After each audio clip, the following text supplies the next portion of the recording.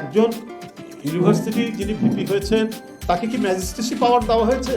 তিনি ইউনিভার্সিটির মধ্যে কোনটি অবৈধ দোকান অবৈধ দোকান থাকতে পারে, কিন্তু সেটা ফাইন করার অধিকার কি আছে, ভিপির আছে, ডাকসুর ভিপির আছে?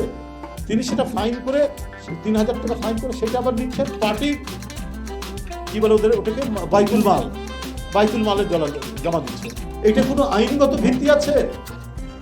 আপনার ইউনিভার্সিটির ক্যাম্পাস হবে জ্ঞান চর্চার একটা বিশাল একটা ক্ষেত্র, জ্ঞান চর্চার আধার হবে ইউনিভার্সিটি, এবং সেই জ্ঞান চর্চার দায়িত্ব পালন করবে ডাকসু।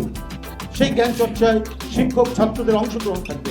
এইটা কতটুকু নিশ্চিত করা হচ্ছে সেটা না করে আপনি যে দোকান বৈধ অবৈধ তার কাছ থেকে ফাইন করছেন, তো এটা তো আমরা সোশ্যাল মিডিয়া বা কোনো জায়গায় দেখলাম, একটু দেখেছি, কিন্তু এটা নিয়ে তো কোনো দেখলাম না, আলোচনা দেখলাম। আপনি কি করে এটা কি ডাকসুর ভিপি? আমি তো ডাকসুর ভিপি ছিলাম এটা ইউনিভার্সিটির। আমরা তখনও আমরা কোনো বিশ্ববিদ্যালয়ের ভিতরে কে দোকানদারি করছে, কে মার্কেট করছে, এটা তো ইউনিভার্সিটির অথরিটি আছে, প্রশাসন আছে, তারা করতে পারে।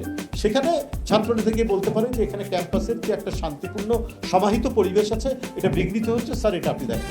আপনি গিয়ে ফাইন করে দিচ্ছেন, আর সেই ফাইনের টাকা যাচ্ছে জামাতের বাইতুল মালে। এটা খুব ধরনের